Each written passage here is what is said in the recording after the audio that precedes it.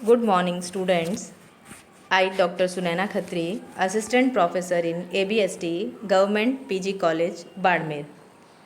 आज हम अपने सांख्यिकी विषय के बारे में प्रथम अध्याय से प्रारंभ करने जा रहे हैं।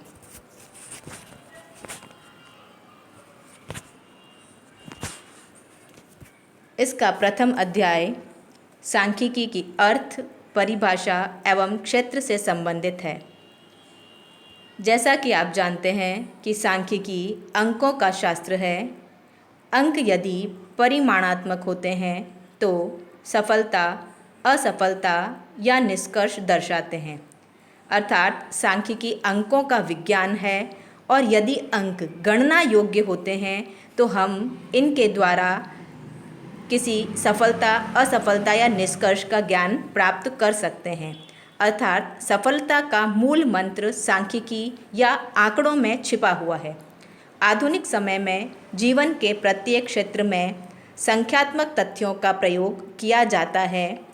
सांख्यिकी का ज्ञान अंकों पर आधारित है और जिन्हें हम समंक या डेटा के नाम से जानते हैं। अब हम यह जानने का प्रयास करेंगे कि सांख्यिकी का उद्गम एवं विकास कब और कैसे हुआ। अंग्रेजी भाषा में हम जिस शब्द का स्टैटिस्टिक्स का प्रयोग करते हैं वह लैटिन भाषा के शब्द स्टेटस या इटालियन शब्द स्टैटिस्टा से बना है। इन शब्दों का अर्थ राजनैतिक राज्य अथवा राजनैतिक कला से है।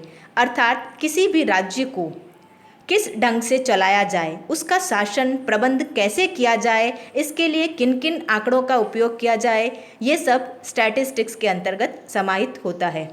स्टैटिस्टिक्स शब्द का प्रयोग विलियम शेक्सपियर व विलियम वर्ड्सवर्थ आदि के द्वारा एक ऐसे व्यक्ति के लिए किया गया था जो राज्य से संबंधित लेखे जोखे के कार्य में निपुण हो।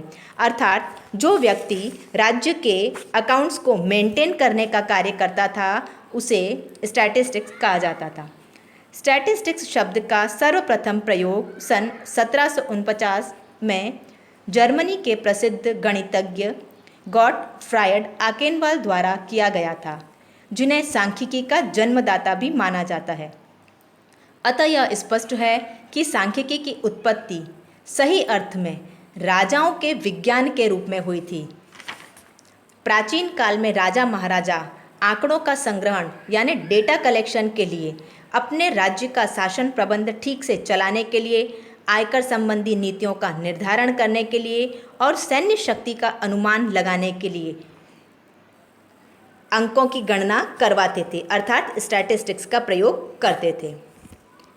भारत में समंक संग्रहण की प्रथा भी अत्यंत प्राचीन है।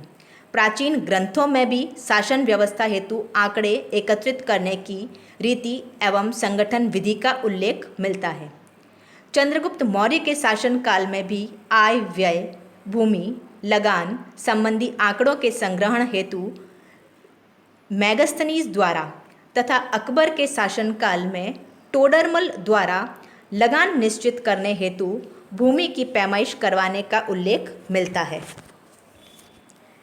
16वीं और 17वीं शताब्दी में ज्योतिष शास्त्रियों द्वारा तारों व नक्षत्रों की गति, स्थान आदि संबंधी अध्ययन करने हेतु भी सांख्यिकी का प्रयोग किया गया था। 18वीं और 19वीं शताब्दी में अनेक सांख्यिकीय नीतियों का प्रतिपादन हुआ और अनेक सांख्यिकीय विद्वानों का इसमें योगदान रहा। 20वीं शताब्दी तो स्वयं में एक सांख्यिकीय युग माना जा सकता है। इसमें मानव जाति से संबंधित सभी विज्ञानों में इसका पूर्ण रूपेण प्रयोग किया जाने लगा है।